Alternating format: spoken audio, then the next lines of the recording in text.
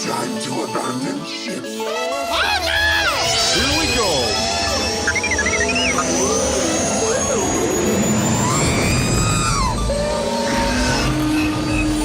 Can I persuade you to join us for a drink?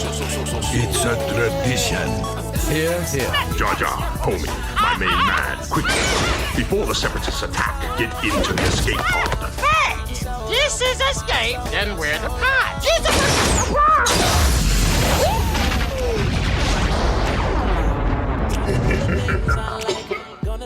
Welcome back to Star Wars Escape Pod. And we got Blake returning to the show. Just the two of us. We're going to be chatting about some Star Wars news. And more recently, the headlines. People have been attending Galactic Star Cruiser for the first time. The first wave of test audiences, I guess you could say. And they all happen to be these internet influencers. A term that I was more recently introduced to only like a year and a half ago. Didn't even know it was a thing. So, let's get into all these headlines and talk some Star Wars.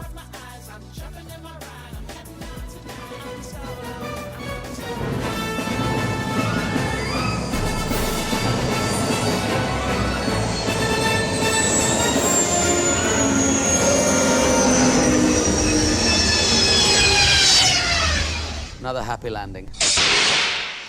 All right. Welcome back, sir. All right. Hey, man. All right. That's right. Looking forward to that movie, by the way. New Jurassic World looks fantastic. He's in that movie? Wait, no, am I? Oh, no, I'm thinking of the wrong guy. I'm thinking of Jeff Goldblum. Jeff Goldblum. Oh, okay, that makes more sense. That's a Matthew McConaughey, isn't it? Matthew McConaughey's done Jurassic Park. What are you talking about? No, he isn't, but he should be. The guy's great and everything. You know what he would say to that? All right. That's right. Jeff Goldblum's good too, though. Yeah, he is. Yeah. Did you ever see the YouTube video of him just doing the laugh from the first Jurassic Park movie? All right. Yeah, that's the one. Rascal. It's such an awkward like growl, kind of laughing noise. So goofy. It's the best part of the whole movie. That's awesome. So a lot of headlines have been poking around the internet lately about Galactic Star Cruiser. Now this is something that they've been in the talks for so long at this point. I feel like it's been a while since we were introduced to this idea that there'd be basically just this artificial Star Wars cruise that people can do at Disney World, right? You remember this? I found out about it a little bit late because after Galaxy's Edge wasn't what I was hoping it would be. I kind of stopped paying attention to the whole Disney park stuff. And then I came across a bunch of YouTube videos when it was kind of going viral when they first announced the prices. And that's when I first caught on to the whole situation. Gotcha. Okay. All right. Yeah. So, you know what? Let's take a quick listen to this video here. It was a new video that just launched as of today. It's called Dispatches from the Halcyon, the story. And, Star Wars YouTube channel's Kristen Baver is going to be just sharing a little bit with the general public about this experience.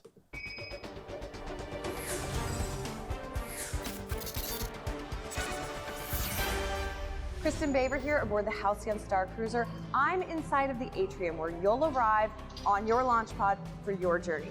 This is where the story begins, and you'll be fully immersed for your entire visit. Let's learn all about it.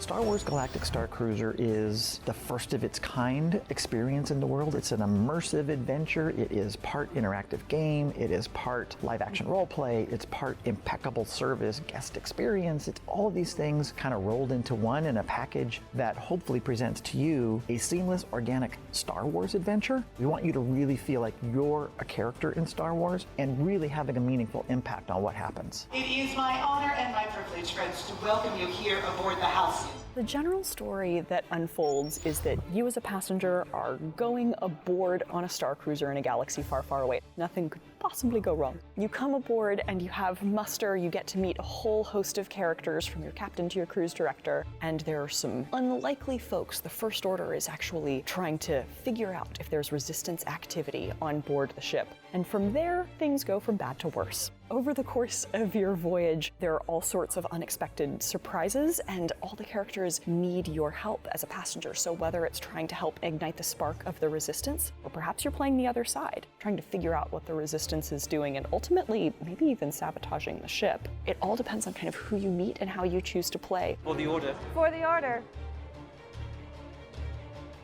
Ignite the spark. This project is different from anything else we've ever done, mostly because of the length. We've never had something where people stay overnight and stay within the same story for 2 days, 2 nights. So that offered a really interesting challenge in that, how do you make a big overarching story that's clear to everyone while also having so many individual paths that the passengers can take and stories that the passengers themselves influence? It was such a fun challenge to deal with that, and thankfully Walt Disney Imagineering had some really great story architects on their side that figured out the puzzle of it all. Ignite your lightsaber. There's always an amazing challenge with doing something that's never been done before. This project in particular brings together so many different disciplines that have all sort of worked in conjunction, but never have deeply integrated at this level. So we're creating this brand new brand of immersive storytelling that interweaves live performers and technology in your personal mobile device. It really is a brand new type of experience. If I could give one piece of advice before you board the Halcyon Star Cruiser, no matter who you are, no matter how you think about Star Wars, we've already designed for you. If you love Star Wars and you're ready to dive in, we're ready. If you have no idea what Star Wars is about, we're ready for you. The idea, just be yourself, have fun, and I would say be a little curious. All right, so there's some details here about the price of this thing. 2 guests per cabin, $1,209 per guest per night. Total voyage for 2 people, $4,809. All right, For 2 people. For It 2 seems people. actually a bit lower than the first time they announced it. Yeah. So well, I mean that's for 2 people, right? So 3 guests per cabin, which is 2 adults and 1 child specifically. $889 per guest per night, or $5,300 for the whole voyage. 4 guests, Because which mandatory two nights. Exactly, yeah. 4 guests per cabin, which is pretty much the size of most families. 3 adults, 1 child kind of thing. $750 per night, $6,000 for 2 nights. Yeah. 2-night experience. That's like the that's what I think that's the price that you and I remember, because that was like that's the staple kind of this is a family thing, right? And it's like families will be paying $6,000 to take their family to this thing, right? And it's like that's Which only is crazy. Keep in mind, this is the starting from. This is the standard cabin rates. Above the cabin rates, they don't even list them, but there is an option for a Grand Captain Suite, a Galaxy Class Suite, and further. And that's the last one. So there's just the 3 classes. Yeah. Pretty nuts, but Do they have is the prices on the other 2? Oh, I kind of want to know. They're no, so the other options for the other rooms, they don't have them listed, unfortunately, but they do share what is included with the rooms. So for the Grand Captain Suite, it's a 2-bedroom and sleeps 8 passengers. Room configuration: 2 queen beds, 2 berths, which is bunk beds. One for 1 adult each, a 2-wall pull-down beds for 1 adult each, cabin amenities, mini refrigerator, hairdryer, cabin safe, phone with voicemail messaging, interactive TV, H2O plus spa, bath, and shower products. That means that they'll give you tap water if you pay extra. Yeah. And then the top of the line Galaxy Class Suite, well, I don't know if it's top of the line or not. Maybe not. I don't know. It says it sleeps 4 passengers, queen bed, 2-wall pull down. No, this has got to be cheaper. It's got to be smaller. And it has a mini refrigerator, hair dryer, in cabin safe, phone with okay, it's got all the same stuff. So the biggest room that you can get, I guess, is the Grand Captain Suite, and Oh yeah, I'm going backwards on the list here. Standard cabin sleep between 4 and 5 passengers, and they all got those cabin amenities. Okay, but the room is much nicer on the Grand Captain Suite. I'm just looking at it right now. They got like super That nice makes sense. couches. I assume there's only one if it's the captain's suite, because you can only have one captain, right? Yeah, I don't know. I wouldn't be surprised if maybe there's like 2 or 3 aboard the whole thing. I don't know how big this thing is. I mean, here we are talking about it, and then like there's people out there that have actually been to this thing. But true. Having watched the video though, like, did you get any new details from seeing that stuff? New details. Yeah, I guess we got filled in a bit on how it's actually going to function, because the trailer they put out before it was removed, it's I think the trailer was really streamlined, and it felt less. It felt like in the trailer it'd be less like goal oriented. I guess it felt like a regular cruise almost, where you could go to the cantina and there'd be Twi'lek singing or whatever. Right. Whereas this video, it felt a lot more like you're going on like a D&D quest almost, right? Like you have to participate. Yeah, so it's interesting that you mentioned that, because I feel like there's an older video with the some of the Disney cast members, I guess the more higher up people. Some of them made appearances in this video as well, but they were talking about the behind the scenes. They did like a 45-minute interview, and that is something that they did bring up. Like they said, you can just chill and you can just not participate in that stuff, and it's still going to be kind of like a cruise, right? Like an enjoyable kind of experience where you're just aboard the Halcyon Legacy, and you can go crash in your room, you can go for lunch, you can enjoy the entertainment aboard. If you want to participate in some of the stories and this and that, you can. There's been a lot of hype about this online, a lot of influencers. Like, these are people who kind of advertise products and vlog, and like they're just internet celebrity people, right? And I didn't even know that the term influencer was a thing until a year and a half or 2 years ago. I'm just maybe new to the concept that people actually do this for a living, but it's been a thing for a while, Josh. You're behind the times. I'm a little behind the times, I guess. Yeah. But I mean, yeah, I was watching one particular influencer, and they were having a really nice time. And one thing that really stuck out to me aboard this experience is you can actually dress up on the Halcyon Legacy, right? What's funny is that raises one of my first issues. I think dressing up should be mandatory. Yeah. I do. I think as you get there, they should give you a wardrobe to wear while you're there, because the idea is for it to be as immersive as possible. And if I'm looking around looking at people with Hawaiian shirts and khaki pants, that's going to take me right out. Just saying. When you're paying that kind of money, I can see where your train of thought is going there. And yeah, in a way, I agree. I don't know how likely it is that they'd be able to enforce such a thing, but yeah, I mean, when you're looking at a price tag like that, you do want it to be like the most immersive it can be, right? Like, I don't want to. And they should just let you keep the clothes for that price range. Like, honestly, like if this was a Harry Potter version, I would expect them to give you robes. Oh yeah, 100%, yeah. And so I think this should be the same thing. You're totally right. I think and let's take a look at what this includes, because I'm on the there's a URL people can go to at home if you want to check this out. It's super long, and I'm gonna just drop it in the description of the podcast episode, because it's at disneyworld.disney.go.com / a bunch of other things, and it's the official Star Wars Galactic Star Cruiser site now, and there's a bunch of highlights on their website, which kind of displays some of the like overall things that you get in your package, as well as some of the things that you can do on the ship. So maybe we can just like walk through them and kind of go through exactly what this is all about, seeing as we weren't invited. Not yet. We'll be invited to the next one. It'll be prequel era, so we'll enjoy it more. Yeah, fingers crossed. Okay, so a little bit about the ship. The Halcyon Star Cruiser is the jewel of the Chandrila Star Line, aboard a 100-cabin Corellian MPO 1400 model Star Cruiser. You'll voyage to the far reaches of the galaxy in legendary comfort and style. Recently refurbished and retrofitted, the Star Cruiser combines modern conveniences with the romance of the age of exploration.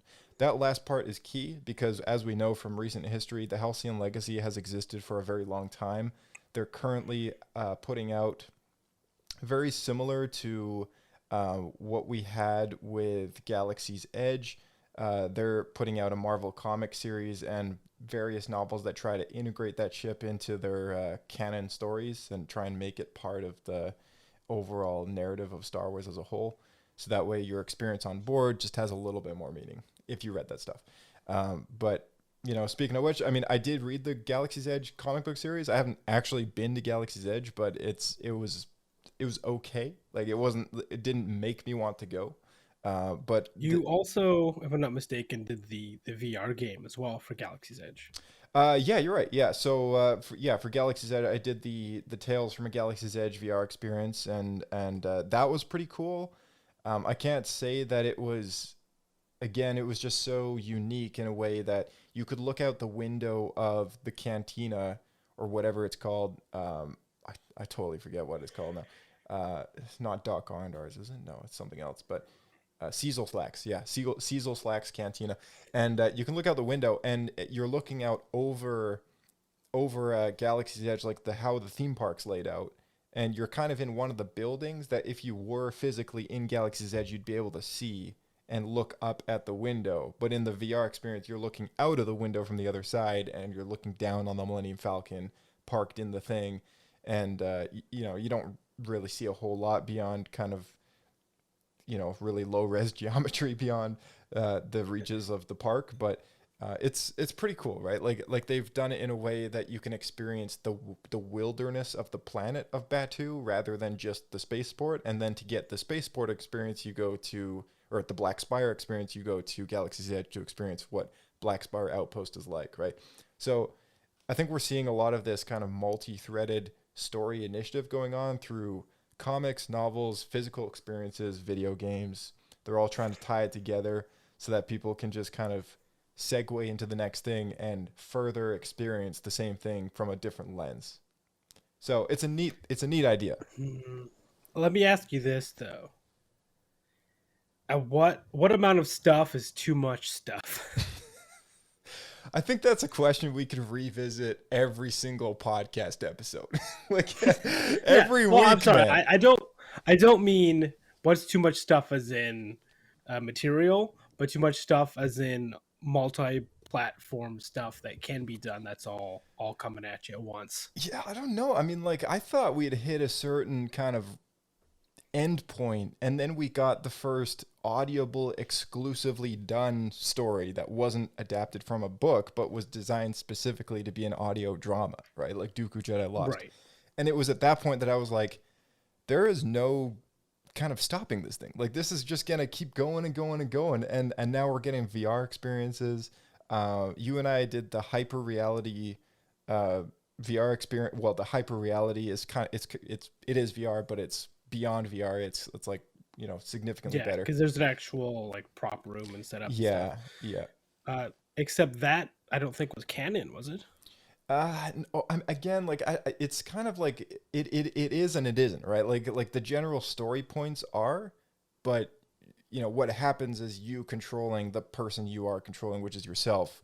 I wouldn't necessarily consider that to the letter, but the general it's canon. The version of us being there, that's canon. To us, we are canon. We are the canon of Star Wars. Yeah, every person who does it is, right.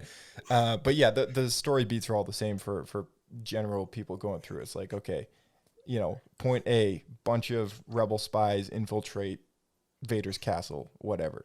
Point B, this happens. Point C, that happens, right? That sword pops up at the very end, the secret weapon. Vader tries to take you down, you escape. That, all the basic stuff is all canon. Yeah. And then that flows into the Vader Immortal trilogy on VR on the Quest system. But yeah, it's like, you're right though. I mean, when does it stop, right? And now we've got a Star Wars hotel, which is basically just a Star Wars cruise, and you go and enjoy a luxury cruise aboard the Halcyon Legacy, and it's vastly expensive. And just as a comparison, I gotta tell you, I was not expecting that cruise to be canon. Yeah, so there's stuff aboard. Okay, having watched some of the vlogger stuff, it is confusing to me because having watched some of the vlogger moments where they have Rey aboard the ship and Kylo Ren comes in the picture, they have like that kind of stuff. I'm like, I don't know if that's actually a canon experience like the hyper reality VR experience that we did. I think it's more like this is a non-canon experience that fits really nicely within the narrative of this world, right? This universe, the story that they have built, and the stuff that we can read in the pages of the Marvel comic series, the Halcyon Legacy, which takes place in the High Republic, or the books of the pages of a book like Black Spire Outpost or whatever. This sounds like what it should be then is what's in the comics of stuff coming out. That'll be canon, and the experience will be like the trickled down, told the story version. Yeah, that was passed down from when it happened. Exactly. Several hundred years ago. Exactly. It's in and suddenly Rey and Kylo show up, and maybe they weren't there originally. Right.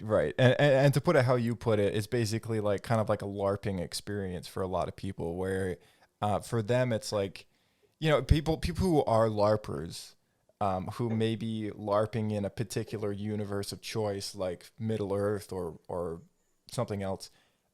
They are basing their LARPing experience on what has come before as far as official story material goes, right? So this is kind of the same thing where like the narratives that they're telling aboard the ships, cruises that they're going to be putting on are completely 100% based on the stories that they have told in the canon, and therefore they are a subsidiary, like a child of that.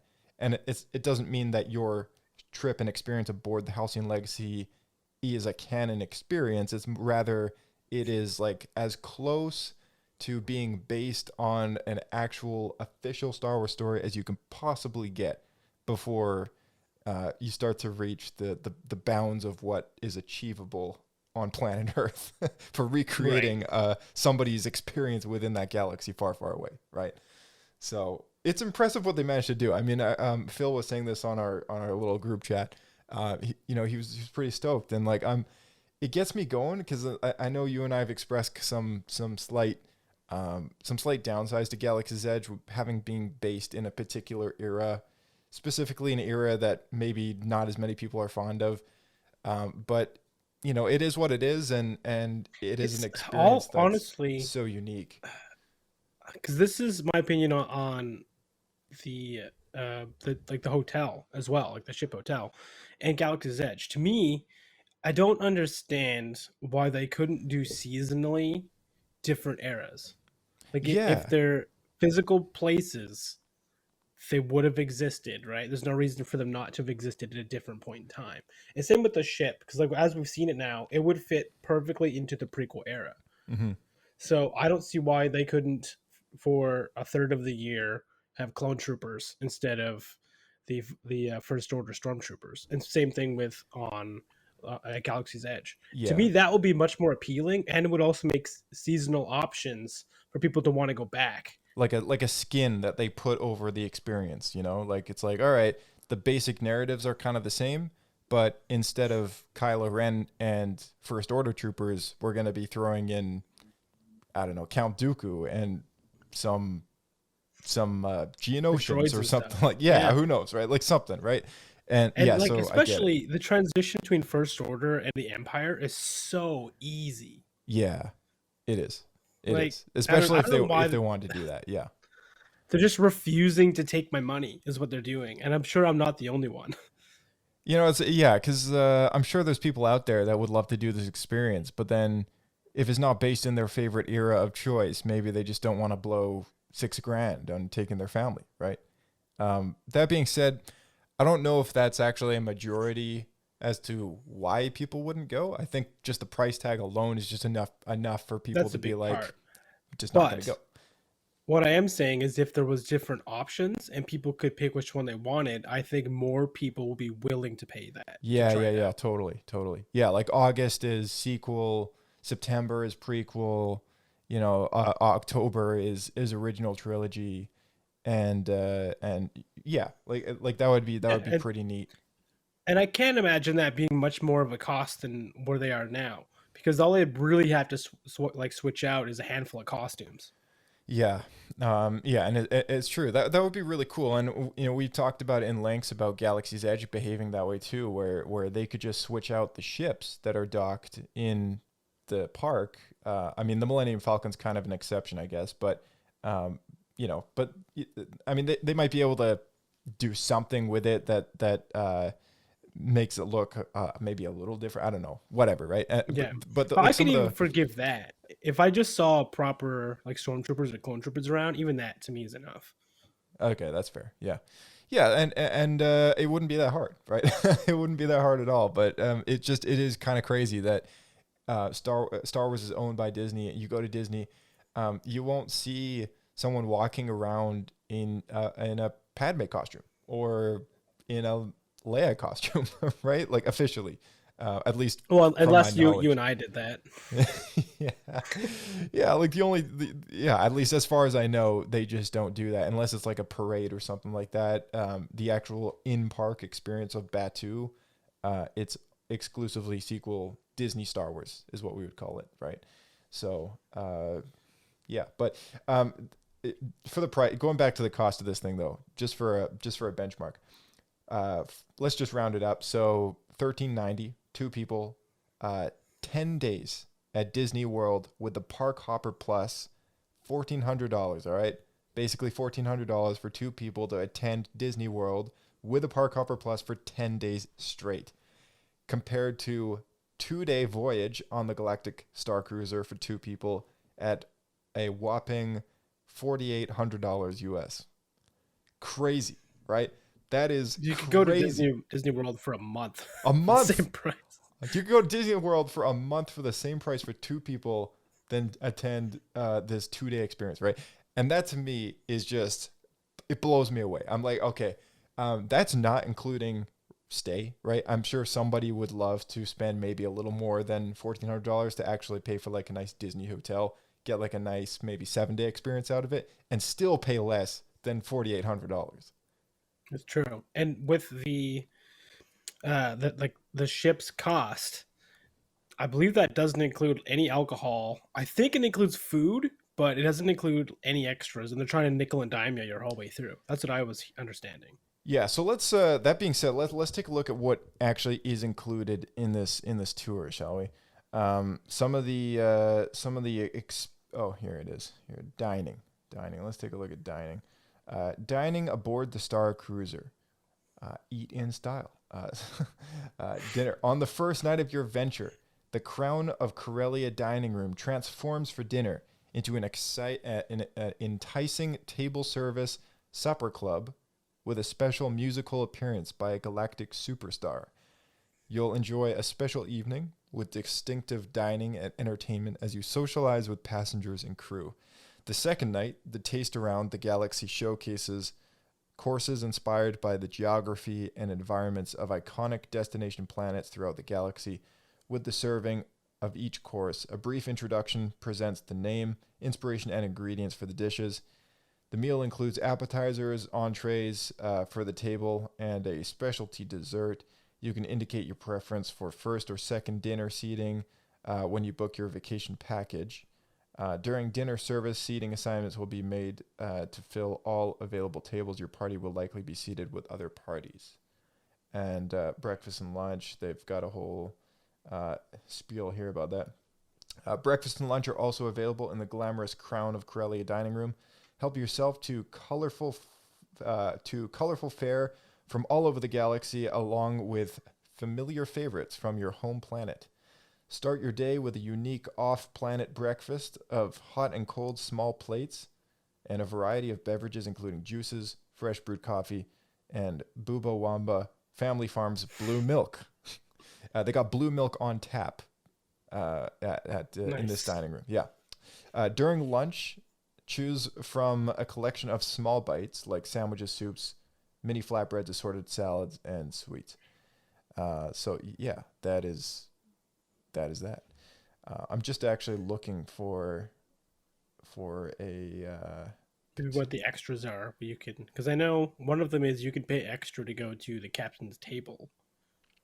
Yeah, you can pay a little extra. Oh yeah, it does say that right here. The captain's table. Come on, refresh page. Right at the bottom. All right. So the captain's table. Arrange to sit at the captain's table for a specially memorable dinner experience. Enjoy extra courses, the captain's favorite dishes, while seated in the prime location in the center of the Crown of Corellia dining room. An additional fee is required for captain table seating. Limited availability. There you go. And let's take a look at what your package includes if you were to plan a trip over this 2-night voyage. What's included? A 2-night stay in a cabin or suite, ongoing immersive and interactive entertainment where choices determine your experience. That's just part of the experience of paying for this giant thing. There's characters talking to each other. If you go near them, you might hear some dialogue that might be part of an ongoing story aboard the ship, and you can actually piece together certain stories and try and even find characters and go on little quests and help them smuggle stuff past first order checkpoints or whatever. Like there's a lot of stuff like that going on. Food and beverages on the Star Cruiser, excluding alcohol and special beverages, and a quick service meal at Docking Bay 7 Food and Cargo or other select locations at Disney's Hollywood Studios. That's a little convoluted there, but basically food and beverages on the Star Cruiser are included, plus a quick meal service at Docking Bay 7 Food and Cargo. What's not included is alcoholic and specialty beverages. They should have said that. So I guess that's pretty standard for a lot of Disney stuff. I think that's the case on the cruise as well, like their actual cruises. Right, yeah. Admission to Disney's Hollywood Studios for your planetary excursion to Star Wars Galaxy's Edge. Valet parking and exclusive Star Wars Galactic Star Cruiser Magic Band. Magic Bands are these wristbands now that you can buy. You've been able to buy them for a while, actually, but they're basically just like they replace the card that you tap at a gate to go through in Disney parks and such. You get like an exclusive print one, which kind of brings me to a subject we can bring up in a minute with exclusive merchandise available only on this Galactic Star Cruiser, which I should have known is being scalped for insane amounts of money, dude. Insane amounts of money. I'm not surprised. Of course it is.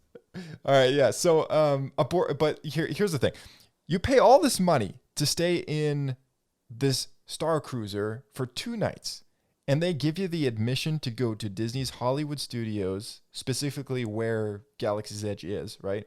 To kind of say, here you go, you can enjoy our Disney park free of charge, because you've already paid us so much money. Bonus. Yeah, feel free to burn some time in our one of our many parks where you can pay like $100 to go in for a day anyways.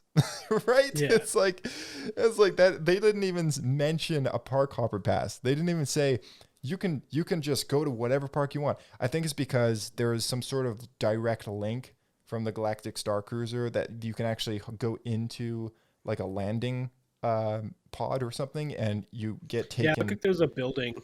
Yeah, you get taken to. It's kind of like a docking building. Right. It's a bit like the Hogwarts Express, I think, maybe for people who have gone to the Wizarding World that take you between the parks. Like, I think it's something similar to that. I could be mistaken, but that's kind of what I read a while ago. I don't know if that's actually been fulfilled or not. But yeah, it's interesting. You get access to one park, and it's like, why would you burn any time in Batuu at all when you're paying like almost $5,000? Yeah, You're gonna want to maximize your time there for sure. You can live at Batuu Galaxy's Edge for less money for a month with another person, right? And you probably do it for $100 if you can find the right hiding spot. Yeah, just got to get it once. Just got to find the right little nook and cranny in the Millennium Falcon, That's right. Yeah. But that's some of the details there for Galactic Star Cruiser. Well, I'll tell you what. If I win the lottery, I will check it out. Yeah, and that's what I've been telling people too, because you know, naturally being such a big Star Wars fan myself, like I'm sure you've been asked as well by people, are you going to Galactic Star Cruiser? My first answer right away off the top of my head, I'm like, no.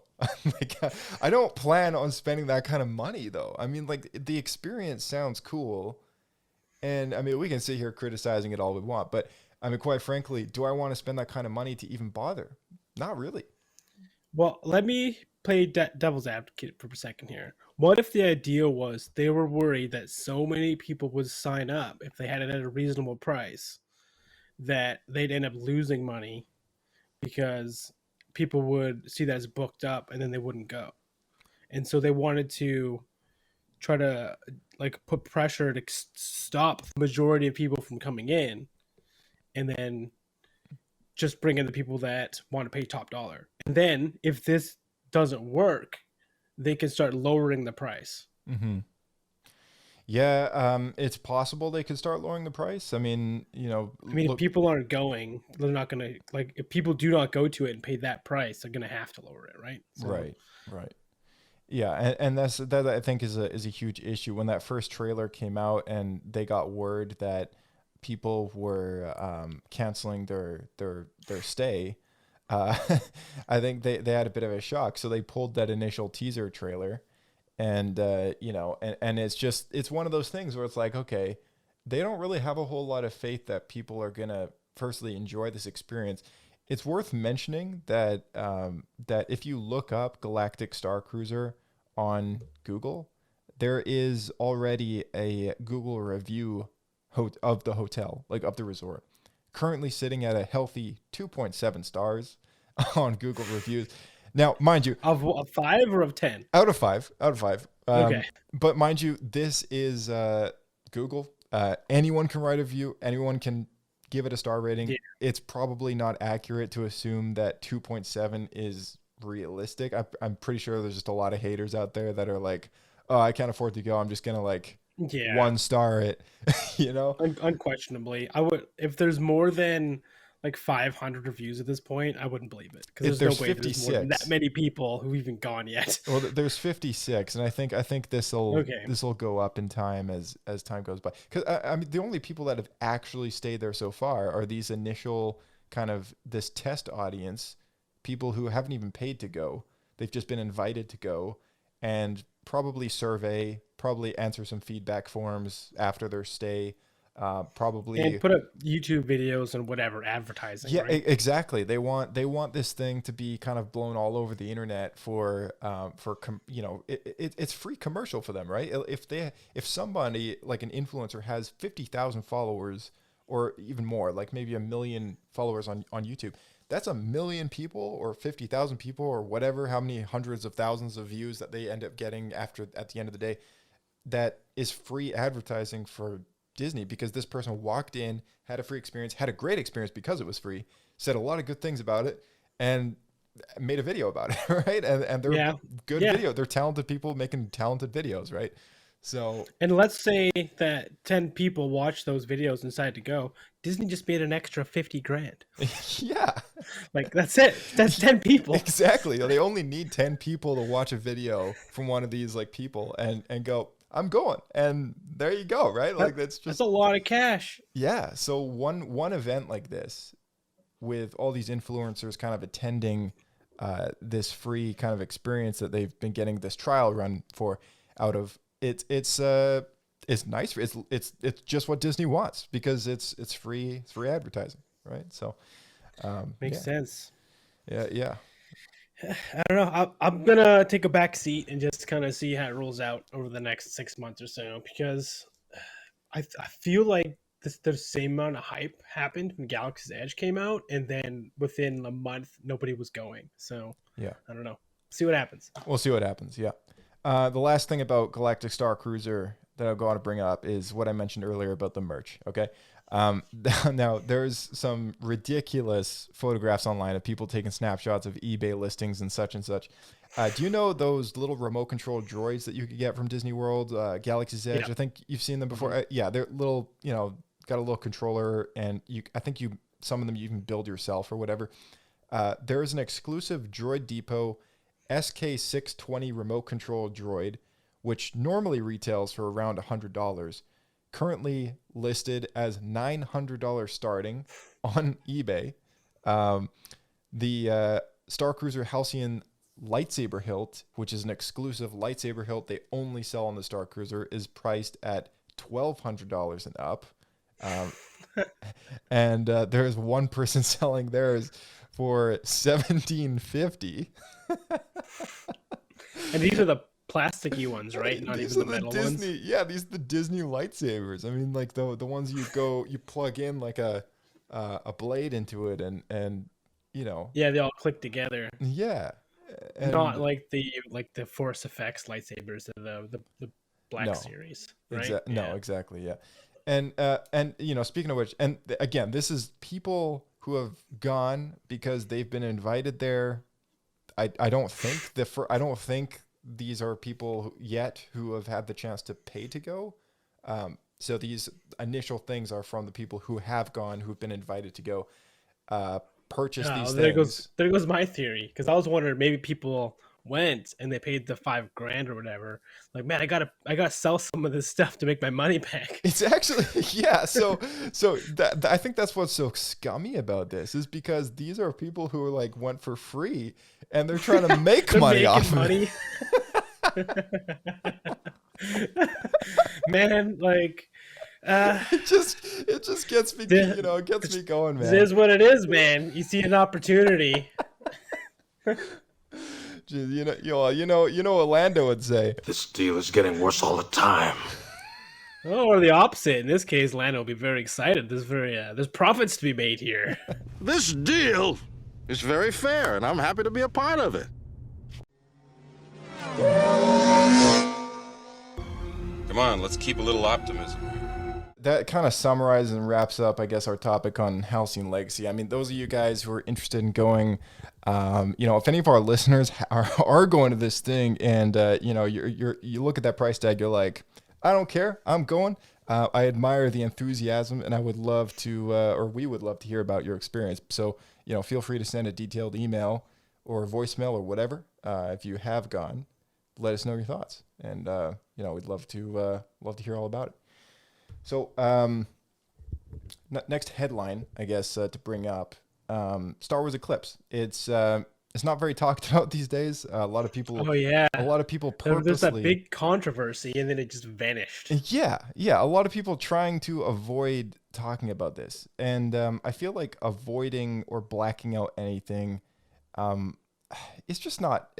It's just not a culture I care to partake in, man. I mean, everyone in every place has got their issues, and like other workplaces, this studio happening to produce this game happens to just be a very undesirable place to work, and there's no shame in admitting that, right?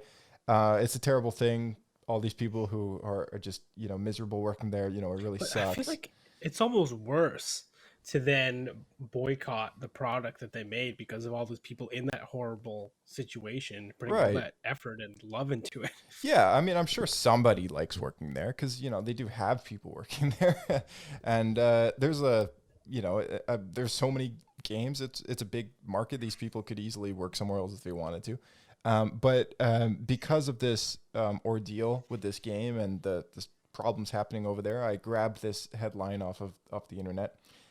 Star Wars Eclipse is now expected to release in 2027 or 2028 due to the difficulties of hiring staff for this game.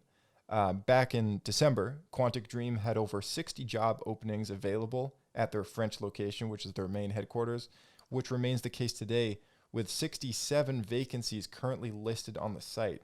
So they haven't hired anybody, and their job openings just went up.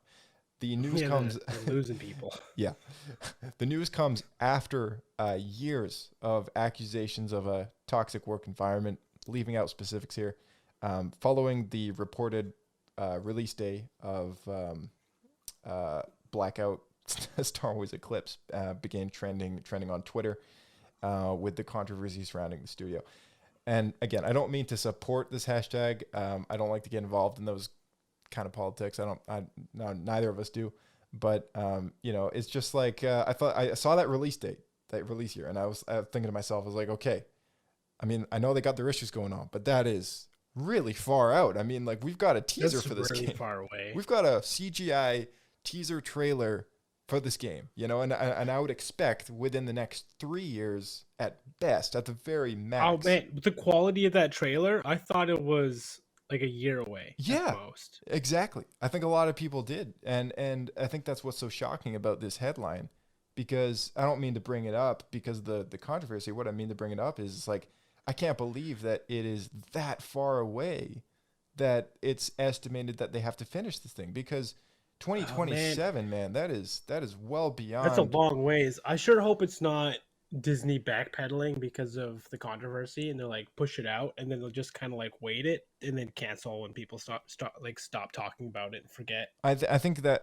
and you know, it's funny that you mentioned that, because that's exactly what I think is going to happen. It happened with so many things, and you know, we've had a long list of Star Wars canceled content for both shows, movies, and games, specifically especially games. Yeah, we did podcast episodes called Rip Star Wars, I think it was, and it was all about the canceled Star Wars that we never had.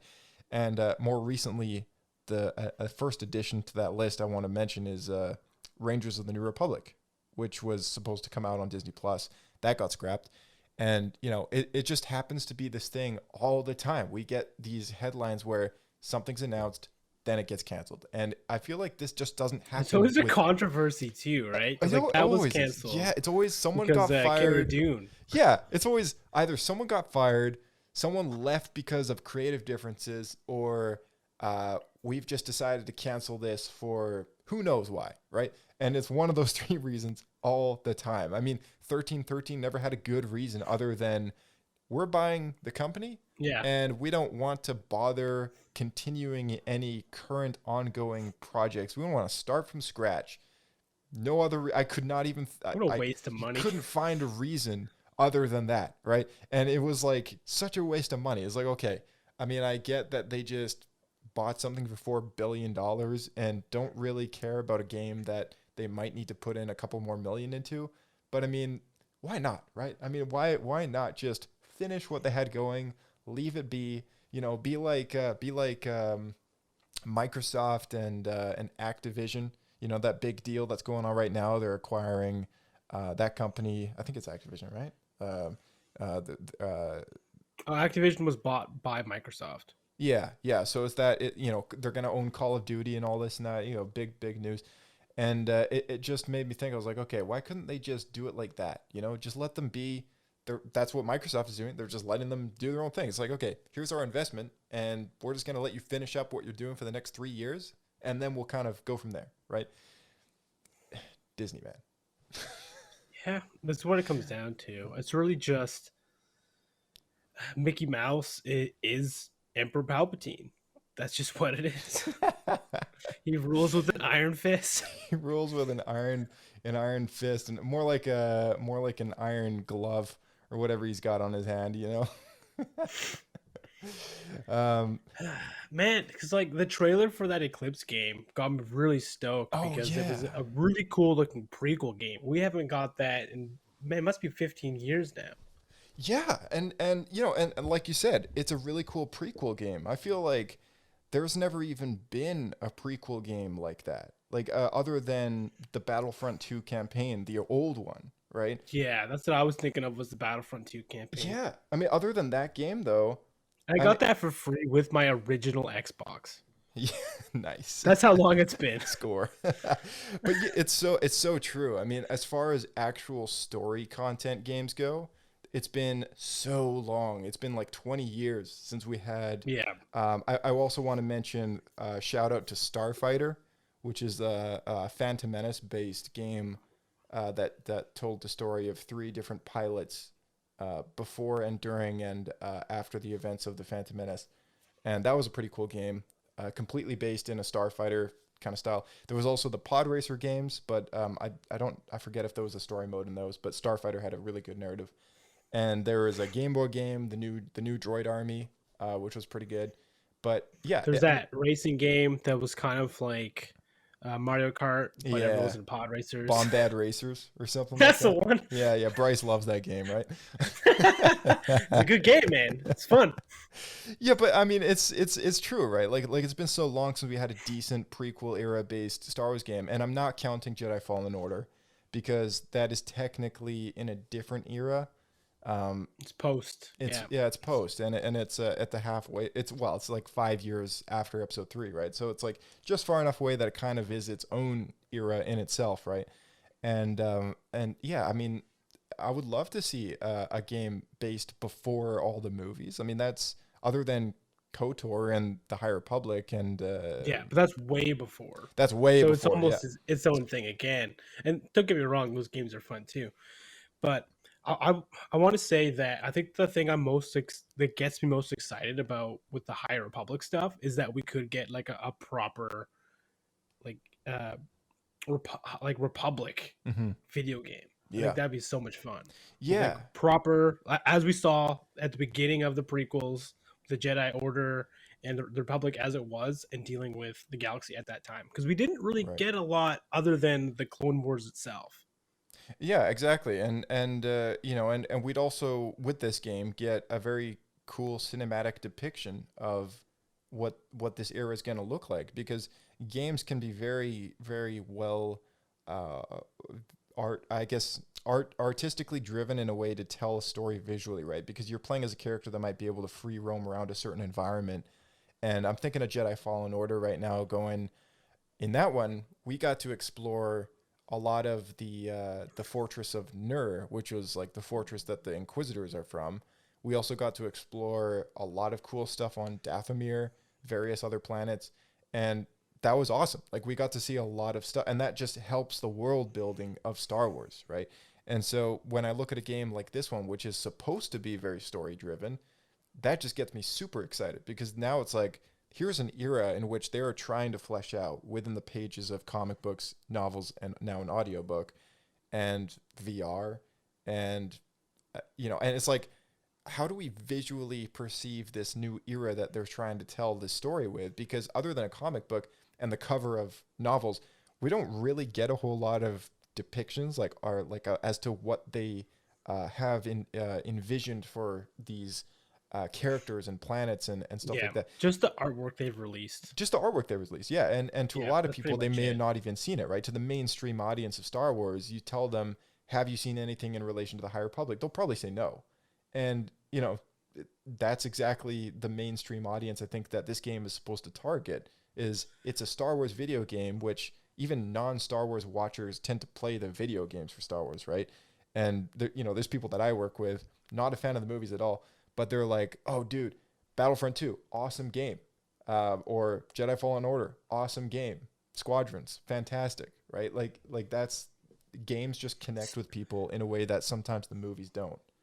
And part of it is also the fact that Lucasfilm has made Star Wars games very consistently since the mid-'80s. Yeah. So even through the 90s and stuff, there were Star Wars games coming out. So a lot of people have just always played Star Wars games. Right.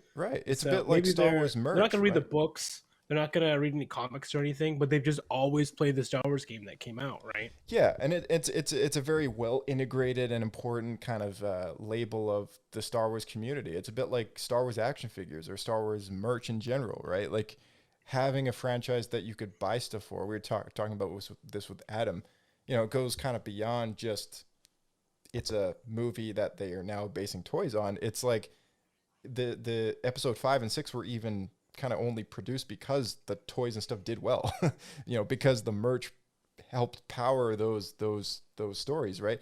And there's even been a lot of experiences in which people have been introduced to Star Wars by the toys, and then they see the movie, and it's like, that's a crazy thing, because it just goes to show the accessibility of this franchise, and this story goes beyond the screens. It goes into so many different mediums of storytelling, right? So many different media formats. So, I hope that this game doesn't take that long to come out. Really do. But it's true. I feel like as far as mainstream games for Star Wars, it has been a bit of a drought. Yeah, definitely. That being said, I got one other mainstream topic I want to talk about here, if you want to get into it. It is the Rotten Tomatoes official article about Star Wars TV ranked by the Tomatometer. Now that Book of Boba Fett has wrapped in its entirety, reviews are out, people have seen it. This show is now also on the list, and it is throwing in 7 shows. This includes Star Wars Visions, Resistance, Clone Wars, Mandalorian, Book of Boba, Rebels, all that stuff. And so this is shows, not movies. Yes, these are shows, not movies. All right. So let's just run down the list and just let me know your thoughts on this. Okay, well, I think first, we've already looked at it, so you already know the answer. But I'm curious what you would have thought it would have been before seeing it. Yeah.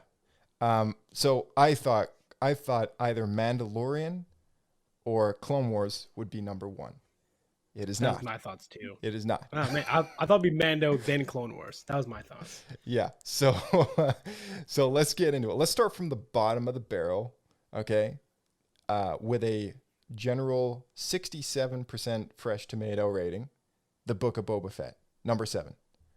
At the bottom. At the bottom. What are your thoughts on that? Oh, wow. I'm mixed feelings. I'm surprised. I would have put it. Wait, did this include Star Wars Resistance? Yes. Oh my gosh. What has happened? What is wrong with the world? Okay. I would have put it pretty high. I probably would have put it number 3. I would have put it below Mando and below Clone Wars. below Mando, below Clone Wars. Okay. So above Rebels, above Resistance, and I'm missing one. Visions. Visions, the anime. Yeah. Visions is hard to put in there because it's so different. It is different. I think I still put it above Visions. Visions has some really cool stuff, but it was kind of all over the place. Yeah, I agree.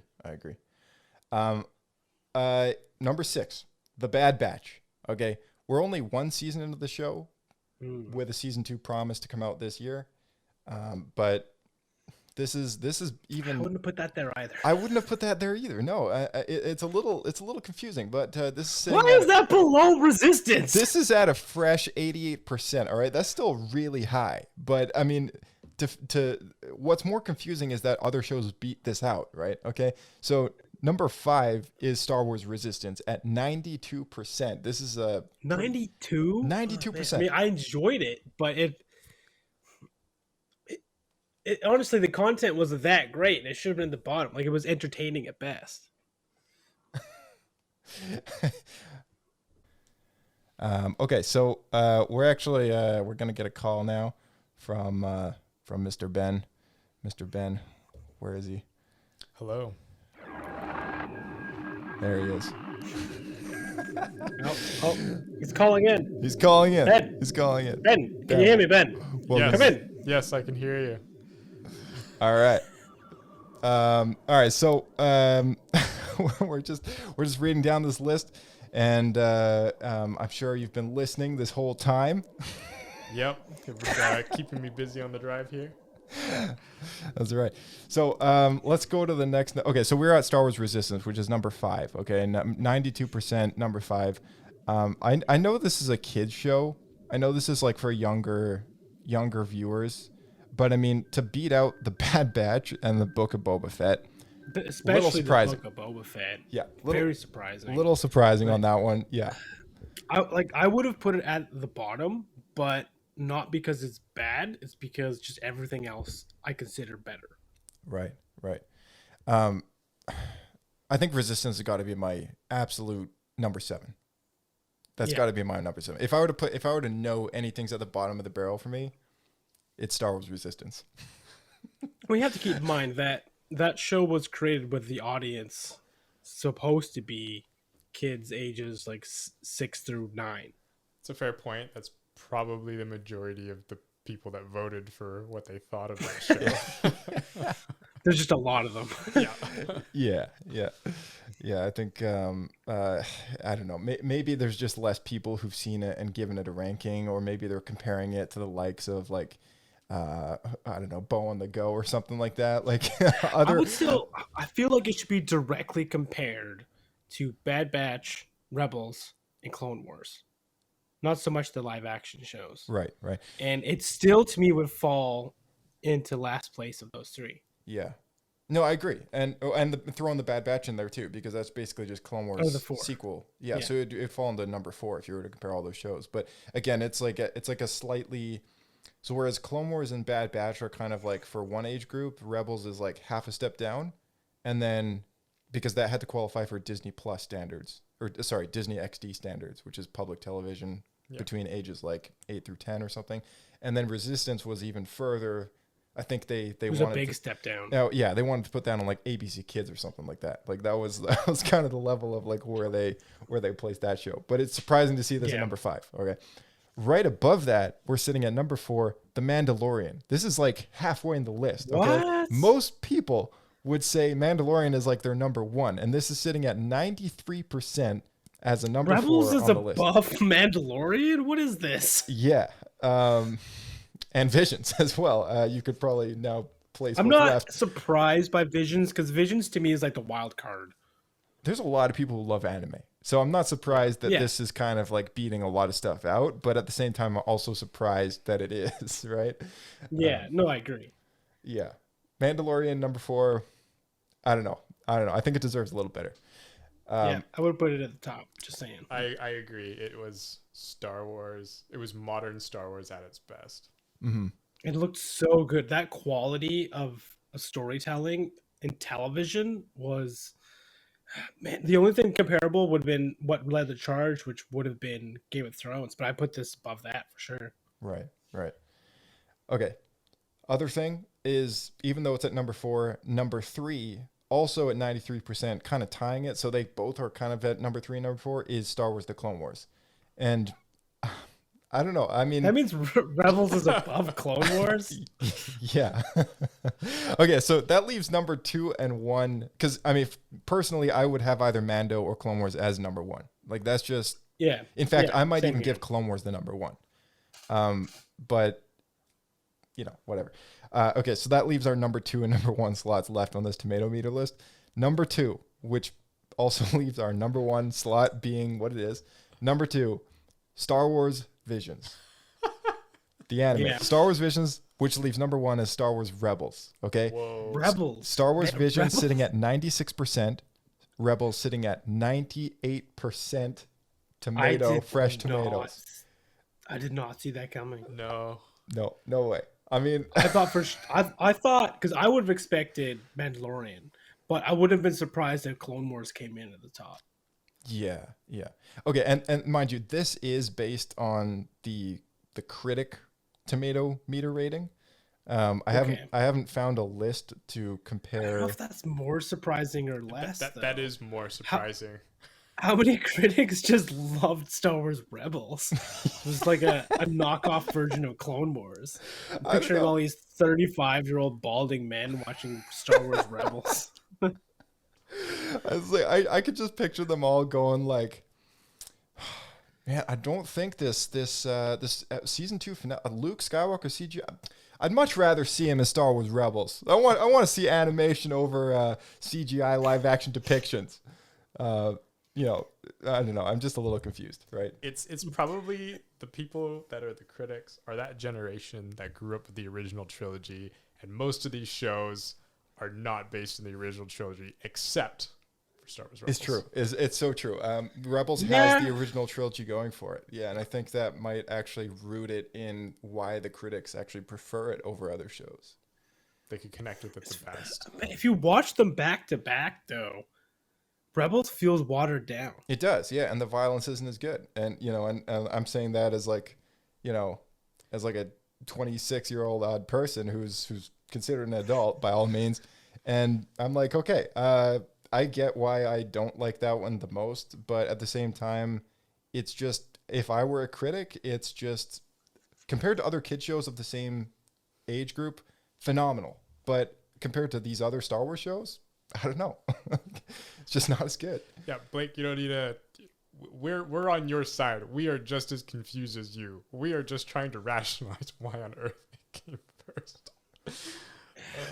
Okay, I'm gonna say it just had to have been done by people who just weren't hardcore Star Wars fans. No, yeah, exactly, and that's exactly. How old are these critics? What kind of critic to me would put Rebels above Mandalorian? We're living in an age in which critics don't mean anything. We're living in an age in which critics are just people with opinions. Some of them go into a movie and just hate on it so much, and then I'll see it and go like, "What? Like that was a great movie. Like why did these critics just get it so bad?" And the reverse too, right? Where they'll say it's like the greatest movie they've ever seen, and you're like, "I was so bored. Nothing happened." Right. Yeah, exactly. And I'm trying to think of a good example as to more recent movies that have had this issue, but. The Last Jedi is actually a really great example. Critics loved it. Audiences did not. And, that was just a weird kind of, it was odd, because initially the critics all see these movies. You get the impression, oh, it's great. And then people go see it. Yeah. And as a fan, it's like, that just wasn't my cup of tea, right? Yeah. Another example would have been like watching Alita Battle Angel. Like, I loved that great movie. And I thought it was good. Yeah, I enjoyed it. The audience score on Rotten Tomatoes was 92%, right? Just fantastic. Critic score, 61. 61. It was brutal. They just rip it to shreds. Why? That's why we don't have a sequel. Was it originally an anime? Yes, it was. Okay, so was it just not true? I feel like any movie that was originally anime always gets destroyed. It was a classic anime. Like it came out in like I don't want to quote a date because some anime listeners will rip me to shreds on this for getting it wrong. But fair enough. It is a old, 30, 40-year-old anime that, sure, like you said, some critics can have grown up with that. Ghost in the Shell had the same issue. I never saw the anime. Well, I watched it recently, but it was long after I watched the movie, the live action movie. And I didn't think the live action movie was that bad. I enjoyed it.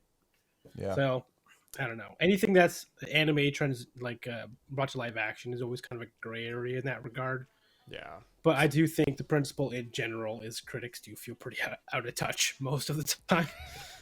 They're just people with opinions like us, right? So, but I mean, they're not comparing to other. Yeah. They're not coming from a Star Wars point of view. I think they're coming from a how good was this point of view. But that still blows me away. Like that list is still kind of confusing. Coming from a math stats background, I think. The critics of the future, we need like a sample size of a few thousand from different age ranges, ethnic groups. Yeah. That gives you an accurate sample. Right. Yeah, and speaking of which, I guess we should do that in the next episode. Is walk down the list for audience ratings of the same shows and see exactly kind of what the people think. That's a great idea. What the people want. That's right. Yeah. You guys got any? How are the people? Yeah. How are the people? Blake, you got any last minute things to bring up on subjects that we covered today? I really hope I win the lottery so I can actually go to this Galaxy's cruise. I'm gonna go buy my lottery tickets. So as soon as this podcast is done, I'm gonna head over to the gas station. True that. I got a great piece of advice for you, Blake. It's not the most financially wise thing for retirement, but remortgage your house. Take a cash advance. That would work. Once in that a would get lifetime. me in the door. Yeah, I'm sure Disney would appreciate that decision. I don't know what your significant other would think, but she doesn't need to know. She just gets a surprise ticket to remortgage your house, sell your car, sell your neighbor's house. No matter what happens, I'm going to the Star Wars Galactic Cruiser. Totally. All right. Well, thanks both for dropping in. Thanks, Ben, for dropping in last minute. And I guess we'll see you guys in the next one. Keep flying. Thanks, guys. All right. Thank you guys for tuning into the show as usual. We got lots of cool stuff coming up in the following weeks. We still have plans to do a What Happened episode for Cad Bane, Obi-Wan Kenobi, and lots of other characters. We had a really good time with Jess from the Book of Boba Fett fan club recently. Make sure you check that episode out, and all the links in the description of this episode. May the Force be with you, and we'll see you in the next one.